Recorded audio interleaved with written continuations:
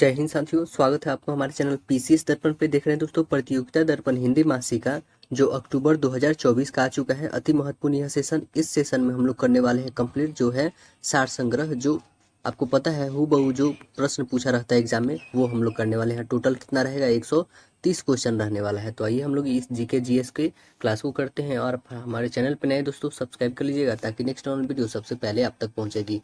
ये देख रहे हैं जो लेटेस्ट आई है इसका कंप्लीट हम लोग बुक करेंगे, बट अभी जो हम लोग करने वाले हैं वो है सार संग्रह। ठीक है, तो चलिए हम लोग स्टार्ट करते हैं सेशन को। दोस्तों आप हमारे चैनल पर नए दोस्तों सब्सक्राइब कर लीजिएगा ताकि नेक्स्ट ऑन वीडियो सबसे पहले आप तक पहुंचेगी। देख रहे हैं सार संग्रह, तो आइए हम लोग पहले सार संग्रह को निकालते हैं, है ना। देख रहे हैं यहाँ पे सार संग्रह, जिसमें पहला सेक्शन क्या आता है, भारतीय इतिहास एवं संस्कृति का आता है। तो चलिए हम भारतीय इतिहास एवं संस्कृति के बारे में पूरे अच्छे से रीड करते हैं। देख सकते हैं यहाँ पे अक्टूबर 2024, है ना।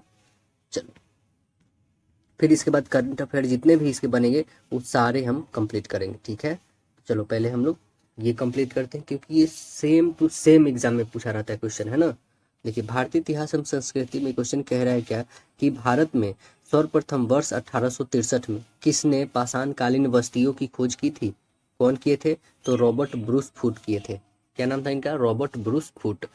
मानव के साथ कुत्तों को दफनाने एवं गर्तावास मतलब गड्ढे वाले घर के साक्ष्य कहाँ से प्राप्त हुए हैं, तो आप बोलोगे नवपाषाणिक स्थल जो है बुर्ज होम में प्राप्त हुए। कहाँ पे पड़ता है ये, कश्मीर में, जम्मू कश्मीर। अगला प्रश्न बताइएगा, शेर शाह द्वारा बिहार के सासाराम में निर्मित मकबरा का वास्तुकार कौन थे। तो इनके वास्तुकार कौन थे, मीर मोहम्मद अली बाल खान थे। मीर मोहम्मद अली बाल खान थे। और इन्होंने पटना का स्थापना किया था, पाटलिपुत्र का स्थापना उदयन किए थे। और उसी का नाम इन्होंने बदला था पटना, शेरशाह सूरी ने बदला था। कब, तो 1541 में। और ये दिल्ली पे शासन किए थे, आपको पता है 1540 में कन्नौज या बिलग्राम के युद्ध के तहत। और बिलग्राम में युद्ध किसके किसके बीच में हुआ था, तो शेरशाह और हुमायूं के बीच में, जिसमें हुमायूं बुरी तरह से हार गया। और 1540 में वह क्या किया, निर्वासन को अपना ये बना लिया, है ना, मतलब कि त्याग दिया सभी कुछ और इधर उधर भटकने लगा। तो 1540 में इन्होंने आगरा और दिल्ली पे कब्जा किया शेरशाह सूरी ने, और वहां पे शासन करने लगे। कब तक, तो 1545 तक इन्होंने शासन करा। ठीक है, फिर इनकी 45 में मृत्यु हो जाती है। अगला क्वेश्चन देखिए, यह मकबरा हाजी बेगम ने फारसी वास्तुकार मलिक मिर्जा गियास की देखरेख में बनवाया। इसकी पद्धति 4 बाग पर आधारित है। यह इस पद्धति पर बनने वाला प्रथम स्थापत्य स्मारक है। यह कथन किस मुगल कालीन मकबरे के संबंध में सही है, तो आप बोलोगे हुमायूं का मकबरा। हुमायूं का मकबरा कहाँ है, तो आप बोलोगे दिल्ली में। कहाँ पे है, दिल्ली में। अगला क्वेश्चन देखेंगे हम लोग, यह मस्जिद आगरा में है। यह जो मस्जिद है आगरा में है और इसका निर्माण शाहजहां के काल में उसकी पुत्री जहां आरा ने करवाया था। यह सफेद संगमरमर से निर्मित है। इसका नाम है आगरा की मोती मस्जिद। आगरा की मोती मस्जिद। देखिए प्रसिद्ध मध्यकालीन मोठ मस्जिद जो है खरकी मस्जिद और हजार सितून मस्जिद का निर्माण किसने करवाया था, तो क्रमशः मियाँ भुआ जो सिकंदर लोदी का प्रधानमंत्री था, और जुनाह शाह खाने जहां जो फिरोज तुगलक के समय में अलाउद्दीन खिलजी। अगला बताइएगा, दक्षिण भारत में लोकप्रिय लिंगायत संप्रदाय जो उनको क्या बोला जाता है, शैव संप्रदाय की स्थापना 12वीं सदी में किसने किया था, तो आप बोलोगे वासव किए थे। कौन किए थे, वासव, दक्षिण भारत में।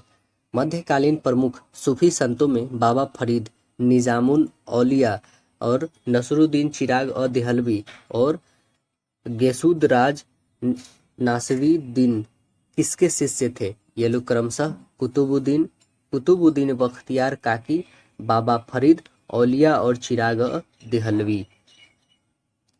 अगला बताइएगा, सर्वदर्शन संग्रह और शलभ भयूद की रचना किसने की थी, बताइएगा। सर्वदर्शन संग्रह और शालिभ्युद की रचना किसने किया था, तो आप बोलोगे सर्वदर्शन संग्रह का रचना माधवाचार्य किए थे, और जबकि शालिभ्युद का कौन किए थे, संत राजनाथ किए थे, है ना। बताइए, कुटियम भारत के किस राज्य का शास्त्रीय नृत्य है, कुटियम, तो आप बोलोगे केरल का है। अगला जो सेक्शन आता है हम लोग का तो वो है राष्ट्रीय स्वतंत्रता आंदोलन। देखिए इसमें क्वेश्चन क्या है, कह रहा है भारत में विक्टोरिया मेमोरियल की वास्तुकार कौन था? तो आप बोलोगे विलियम इमर्सन थे। विलियम इमर्सन वर्ष 1798 में लॉर्ड वेलेस्ली द्वारा प्रस्तावित सहायक संधि को स्वीकार करने वाला सबसे पहला भारतीय शासक कौन थे?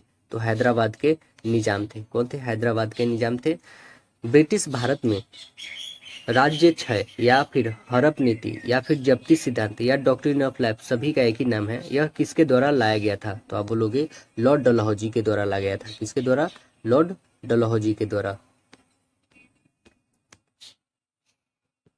किस सिख गुरु ने फारसी में जफरनामा लिखा था? तो कौन थे? गुरु गोविंद सिंह थे। गुरु गोविंद सिंह सिखों के 10वें गुरु हुए थे। सुगौली की संधि जो 1816 में होती है वो किनके बीच में होती है? ईस्ट इंडिया कंपनी और नेपालों के बीच में होता है। बताइए 1829 में सती प्रथा का उन्मूलन किसके द्वारा किया गया था? तो लॉर्ड विलियम बेंटिंग के द्वारा किया गया था सती प्रथा का उन्मूलन। 1857 की क्रांति के समय ब्रिटेन का प्रधानमंत्री कौन थे? लॉर्ड पामस्टन थे। 1857 की क्रांति हुई थी उस समय ब्रिटेन के प्रधानमंत्री लॉर्ड पामस्टन थे। अगला बताइएगा किस वर्ष मुस्लिम लीग ने एक पृथक राष्ट्र का संकल्प मतलब पाकिस्तान प्रस्ताव को स्वीकार किया था? कब? तो आप बोलोगे 1940 में। कांग्रेस का 1929 का अधिवेशन जिसमें पूर्ण स्वराज्य का लक्ष्य घोषित किया गया था कहाँ पर हुआ था? तो आप बोलोगे लाहौर में हुआ था 1929 वाला। किस कृत्य के कारण भगत सिंह राजगुरु सुखदेव को 23 मार्च 1931 को फांसी दे दिया गया था? तो वो क्या किए थे? तो वर्ष 1928 में लाहौर में सैंडर्स की हत्या के कारण इन लोगों को फांसी दिया गया था 23 मार्च 1931 को। अगला जो सेक्शन आता है हम लोग का भारतीय राज्य व्यवस्था एवं संविधान के बारे में हम लोग देखेंगे। तो आइए राज्य व्यवस्था एवं संविधान में क्वेश्चन देख रहेंगे कि राष्ट्रीय आपातकाल के समय अनुच्छेद 359 जो राष्ट्रपति के मौलिक अधिकारों के परिवर्तन के लिए न्यायालय जाने का अधिकार, निलंबित करने का अधिकार देता है। हालांकि इस स्थिति में भी किन अनुच्छेदों को निलंबित नहीं किया जा सकता? अनुच्छेद 20 और अनुच्छेद 21 प्राण एवं दैहिक की स्वतंत्रता को निलंबन नहीं किया जा सकता है। अगला बताइएगा और यह जो है सिर्फ और सिर्फ भारतीय मूल के लोगों के लिए है ना, NRI ये जो है दूसरे देश से आए हुए उन लोगों के लिए नहीं है। अगला बताइएगा कि भारतीय संविधान के अनुच्छेद 356 के प्रावधानों के तहत राज्य में किस आधार पर राष्ट्रपति द्वारा राज्यों में राष्ट्रपति शासन की उद्घोषणा की जा सकती है? तो संवैधानिक तंत्र की विफलता की स्थिति पर की जा सकती है। अगला देखिए भारतीय संविधान के द्वारा प्रदत्त मौलिक अधिकारों के स्थगन संबंधी कार्यपालिका के अधिकारों को किस देश के संविधान से लिया गया है? तो आप बोलोगे जर्मनी से लिया गया है। भारत के संविधान की प्रस्तावना में प्रतिष्ठापित स्वतंत्रता, समानता और भाईचारे के आदर्शों की प्रेरणा कहाँ से मिलती है? तो आप बोलोगे फ्रांस की क्रांति से मिलती है। कहाँ से मिलती है? फ्रांस की क्रांति से। भारत में किसके निर्वाचन में संसद के दोनों सदनों के निर्वाचन सदस्य, राज्य विधानसभा के निर्वाचन सदस्य तथा केंद्र शासित प्रदेशों दिल्ली और पुदुचेरी विधानसभाओं के निर्वाचित सदस्य शामिल होते हैं? तो आप बोलोगे राष्ट्रपति को। भारतीय संविधान के अनुच्छेद 246 के तहत जो है जनगणना को किस सूची का विषय बनाया गया है? तो आप बोलोगे संघ सूची का। और 246 में क्या है? तो जनगणना है। अब बताओ संसद के किस सदन को प्रतिनिधि सभा भी कहा जाता है? तो आप बोलोगे लोकसभा को। अभी वर्तमान में टोटल लोकसभा की सीटें कितनी है? तो आप बोलोगे 545 है। हो कितनी सकती है? तो आप बोलोगे 552 हो सकती है। अभी चुनाव कितने पे हुआ? तो आप बोलोगे 543 पे, क्योंकि 2 तो निर्दलीय जीत गए हैं। अगला बताइएगा वर्ष 1983 में केंद्र सरकार ने उच्चतम न्यायालय के किस सेवानिवृत्त न्यायाधीश की अध्यक्षता में केंद्र राज्य संबंधों पर जो है एक 3 सदस्यीय आयोग का गठन किया गया है? तो आप बोलोगे RS सरकारिया की अध्यक्षता में किया गया। अगला क्वेश्चन देखेंगे कौन सा अनुच्छेद जो है भारतीय संविधान के अंतर्गत सांसद के सदस्यों के विशेष अधिकारों और उन्मुक्तों को निर्धारित करता है? तो अनुच्छेद 105 है। भारतीय संविधान में किस भाग के तहत अनुच्छेद 352, अनुच्छेद 360, तथा आपातकालीन उपबंधों का उल्लेख है। तो आप बोलोगे संविधान के भाग किस में है? तो संविधान के भाग 18 में है उल्लेखित, है ना। भाग 20 में क्या है? संविधान संशोधन है। आर्टिकल 368 में पड़ता है। देखिए, पर्यावरण एवं जैव विविधता आ गया। इसमें क्वेश्चन क्या है कि पर्यावरण जैव विविधता के संबंध में ये प्रजातियां एक पारिस्थितिक समुदाय की संरचना को बनाए रखने में महत्वपूर्ण भूमिका निभाती है। क्या कहलाती है? तो आप बोलोगे कीस्टोन प्रजाति कहलाती है। क्या कहलाती है? कीस्टोन प्रजाति। लैटाना पैंथेनियम, है ना, सियाम वीड और मैक्सिकन डेविल, ये जो है एगेराटीना एडेनोफोरा और मेस्काइट, जिसको हम लोग बोलेंगे क्या? प्रोसोपिस जूलीफ्लोरा आदि कैसे वनस्पति प्रजाति के उदाहरण हैं? तो आप बोलोगे आक्रामक प्रजातियां हैं ये लोग सभी। जो क्या है? आक्रामक प्रजातियां हैं। बताइए, क्या कारण है कि लाल शैवाल हरे शैवाल की तुलना में समुद्र की अधिक गहराई में भी पनप सकते हैं? तो आप बोलोगे वर्णक फाइकोरिथ्रियन के कारण। वर्णक फाइक्रोथेरियन के कारण जो है हरे शैवाल की तुलना में लाल शैवाल अधिक गहराई में पनप पाते हैं। पौधे किस प्रक्रिया के कारण प्रकाश का प्रयोग करते हुए कार्बन डाइऑक्साइड और इसका संयोजन करके ऑक्सीजन, कार्बोहाइड्रेट, ग्लूकोज और अन्य पोषक तत्वों का उत्पादन करते हैं? तो प्रकाश संश्लेषण प्रक्रिया के द्वारा करते हैं। बताइएगा अगला, खरगोश व बकरी और बाज कैसे उपभोक्ताओं के उदाहरण है? तो आप बोलोगे क्रमशः प्राथमिक उपभोक्ता, द्वितीयक उपभोक्ता और तृतीयक। आपको पता है प्राथमिक कौन है? तो बकरी और खरगोश है। दूसरा कौन है? तो आप बोलोगे शेर और बाज है ना। तो ऐसे करके है सब। अगला बताइएगा कि 16 सितंबर 1987 में आए मॉन्ट्रियल प्रोटोकॉल में किस गैस के पूर्णतः उपयोग पर प्रतिबंध लगाने का निर्देश गया था? तो आप बोलोगे क्लोरोफ्लोरोकार्बन, CFC। अंटार्कटिका संधि के लिए पर्यावरणीय सुरक्षा पर protocol, the protocol of environment protection to the Antarctic territory पर मैड्रिड कब हस्ताक्षर किया गया था? मैड्रिड में कब हस्ताक्षर हुआ था? तो आप बोलोगे 4 अक्टूबर 1991 को हुआ था। 4 अक्टूबर 1991। भारत में प्रमुखता किन क्षेत्रों में प्रबल भीतियां पाई जाती हैं? तो आप बोलोगे लक्षद्वीप, मन्नार की खाड़ी, कच्छ की खाड़ी तथा अंडमान निकोबार द्वीप समूह में। बताइए, समताप मंडल में ओजोन परत के क्षरण के लिए मुख्य रूप से कौन सी गैसें जिम्मेदार होती हैं? तो आप बोलोगे क्लोरोफ्लोरोकार्बन, CFC। किगाली समझौता संबंधित है किससे? ग्रीन हाउस गैस उत्सर्जन में कमी से संबंधित है किगाली। अगला जो आता है हम लोग का टॉपिक वो है भारत एवं विश्व का भूगोल। देखिए इसमें क्या क्वेश्चन है, कह रहा है भौगोलिक विचारधाराओं में नवनियतिवाद की विचारधारा का प्रवर्तक कौन है? तो आप बोलोगे ग्रिफिथ टेलर है। कौन है? ग्रिफिथ टेलर है। भारत जो उत्तरी गोलार्ध में स्थित है तथा इसका मुख्य भाग जो है 8 डिग्री 4 मिनट उत्तर से 37 डिग्री 6 मिनट उत्तर तथा 68 डिग्री 7 मिनट पूरब से लेकर 97 डिग्री 25 मिनट पूरब तक फैला हुआ है। यह विस्तार क्या कहलाता है? अक्षांश कहलाता है व देशांतर विस्तार कहलाता है। बताइए, भारत के भूभाग का कुल क्षेत्रफल जो लगभग 32.8 लाख वर्ग किलोमीटर है, यह विश्व के कुल भौगोलिक क्षेत्रफल का कितना प्रतिशत है? तो आप बोलोगे लगभग 2.4% है। अगला क्वेश्चन देखेंगे, कह रहा है कि किस रेखा को भारत की मानक यामोत्तर माना जाता है? तो आप बोलोगे 82 डिग्री 30 मिनट पूर्व देशांतर को माना जाता है भारत की मानक यामोत्तर। सूरज से बढ़ती दूरी के अनुसार ग्रहों का कौन सा क्रम है? तो आप बोलोगे पहले बुध, फिर शुक्र, फिर पृथ्वी, उसके बाद मंगल, तब बृहस्पति, है ना। सूर्य के चारों ओर चक्कर लगाते ग्रह का वेग क्या होता है? अधिक होता है जब सूर्य की समीप होता है। तो आपको पता होगा सूर्य की पलायन वेग क्या है, जैसे पृथ्वी का आपको पता होना चाहिए। पृथ्वी का पलायन वेग क्या है? 11.2 किलोमीटर पर सेकेंड है। तो वैसे सूर्य का क्या है दोस्तों? तो सूर्य का बोलोगे 42 किलोमीटर पर सेकेंड है। 42 किलोमीटर पर सेकेंड है किसका? सूर्य का है। और पृथ्वी का 11.2 किलोमीटर पर सेकेंड है।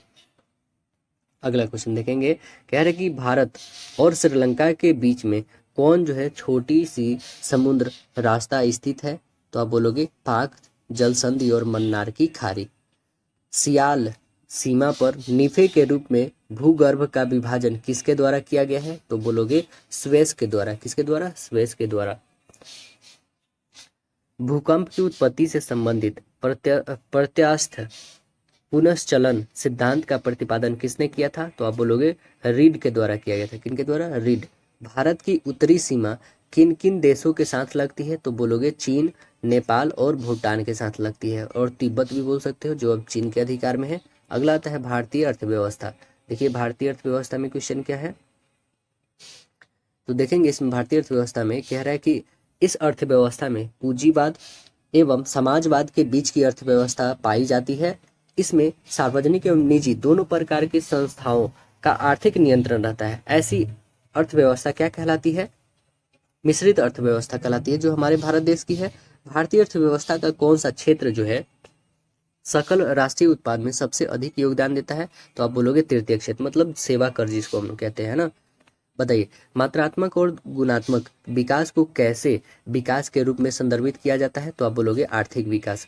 बंद अर्थव्यवस्था क्लोज इकोनॉमी वह अर्थव्यवस्था है जिसमें न तो निर्यात होता है और न ही आयात होता है।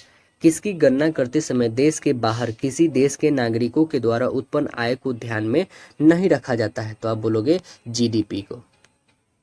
क्या बोलोगे? जीडीपी को, है ना। देखिए जिस मुद्रा में भुगतान करने पर लेनदार कानूनी तौर पर स्वीकार करने से इनकार नहीं कर सकता है उसे क्या कहते हैं? तो उसे कहते हैं विधिग्राह्य मुद्रा कहते हैं। क्या कहते हैं उसे? विधिग्राह्य मुद्रा।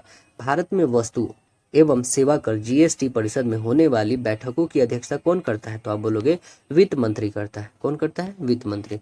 भारत में मौद्रिक नीति के निर्धारण में किस सूचकांक का प्रयोग किया जाता है जो कि एक निश्चित समय अवधि में उपभोक्ता वस्तुओं और सेवाओं की कीमतों में बदलाव को दर्शाने वाला मापक है? तो आप बोलोगे खुदरा मूल्य सूचकांक सीपीआई है। प्रायः भारतीय रिजर्व बैंक आरबीआई जो है मुद्रास्फीति को नियंत्रित करने के लिए किसका उपयोग करता है? तो आप बोलोगे मौद्रिक नीति का उपयोग करता है। भारत के लिए नियोजित अर्थव्यवस्था प्लानेड इकोनॉमी फॉर इंडिया नामक पुस्तक के लेखक कौन है? तो आप बोलोगे सर एम विश्वेश्वरैया है। कौन है? Sir M Visvesvaraya. नेक्स्ट आता है जो हम लोग का सामान्य विज्ञान एवं तकनीकी। देखिए इसमें क्वेश्चन क्या है, तो आप बोलोगे चिकित्सा शास्त्र के विद्यार्थियों को किसकी शपथ दिलाई जाती है? तो आप बोलोगे हिपोक्रेटस का। किसका दिलाया जाता है? हिपोक्रेटस का। अगला क्वेश्चन देखो, कह रहा है फाइकोलॉजी में किसका अध्ययन किया जाता है? तो आप बोलोगे शैवालों का। और माइकोलॉजी में किसका किया जाता है? माइकोलॉजी में बताइए। फाइकोलॉजी में शैवालों का किया जाता है, तो माइकोलॉजी में किसका किया जाता है? बताइएगा कमेंट सेक्शन में, ठीक है।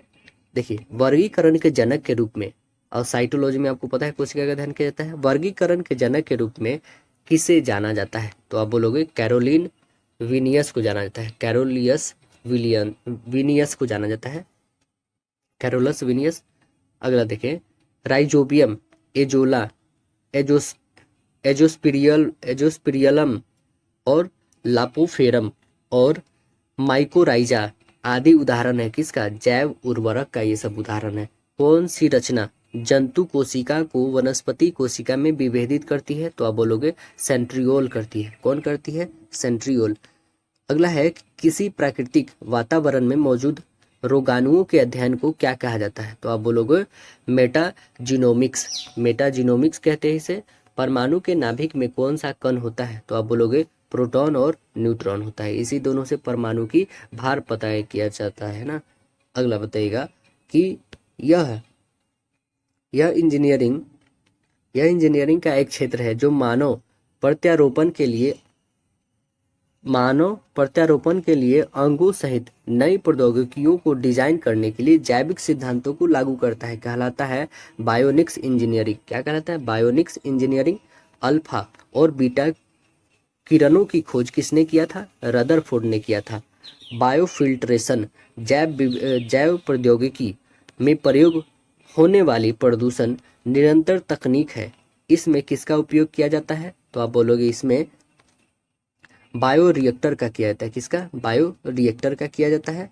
अगला क्वेश्चन देखेंगे, अगला जो है आपका बाल विकास एवं शिक्षा शास्त्र से है। बीएड डीएलएड कोई भी स्टेट का हो उसके लिए बहुत ही इम्पोर्टेंट है। तो देखिए क्या है, डिस्ग्राफिया संबंधित विकार संबंधित है। एक तंत्रिकीय विकार है जिसका विशेषता अक्षरों और आकारों को बनाने में कठिनाई है। अगला देखेंगे तो प्रतिभावान बच्चों को शिक्षित करने का उपागम जो उन्हें असामान्य रूप से तीव्र गति से पाठ्य चर्चा के माध्यम से आगे बढ़ाता है, क्या कहलाता है, वह कहलाता है त्वरण, है ना, गतिवर्धन कहलाता है। किसने कहा है कि भाषा विकास जो है संज्ञानात्मक विकास को सुगम बनाता है, तो आप बोलोगे लेव वाइगोत्स्की कहते। लॉरेंस कोहलबर्ग के नैतिक तर्क के स्तर पर बच्चे जो है आमतौर पर मानते हैं कि लोगों को समाज की उपेक्षाओं पर खरा उतरना चाहिए और अच्छे तरीकों से व्यवहार करना चाहिए। पारंपरिक स्तर है यह, है ना। अधिगम के लिए आकलन का मुख्य लक्ष्य क्या है, तो आप बोलोगे विद्यार्थियों की प्रतिपुष्टि प्रदान करना, जिसका उपयोग उनके अधिगम की सुरक्षा के लिए किया जा सकता है ना। अगला देखेंगे, किस आयु में बच्चे शब्द के खेल में शामिल हो सकते हैं और ऐसे चुटकुलों और पहेलियों को पसंद कर सकते हैं जिनमें शब्दों का खेल शामिल हो, तो आप बोलोगे 7 वर्ष में। कैरल गिलिगन ने कोहलबर्ग के नैतिक विकास के सिद्धांत की आलोचना की है, तो नारीवादी दृष्टिकोण से। किसे किया है, नारीवादी दृष्टिकोण। अनुभवनात्मक अधिगम किस पर बल देता है, तो आप बोलोगे आलोचनात्मक प्रतिबिंब के महत्व पर देता है। बच्चों में समस्या समाधान कौशल को बढ़ावा देने के लिए कौन सा प्रभावी तरीका है, तो उनमें बुद्धि मंथन करने और सहज अनुमान लगाने की अवसर देना है। संगठन वर्गीकरण, है ना, वैचारिकता और गैर प्रासंगिकरण में कौन सी प्रक्रिया जो अधिगम के दौरान योगदान नहीं देती है, तो आप बोलोगे गैर प्रासंगिकरण है।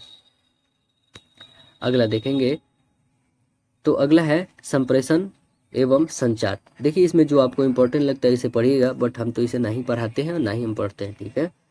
चलो हम लोग आगे देखते हैं, आप इसे पढ़ सकते हैं। यहाँ पे पॉज करके हम यहाँ थोड़ा स्लो कर देते हैं, जिनको पढ़ना हो।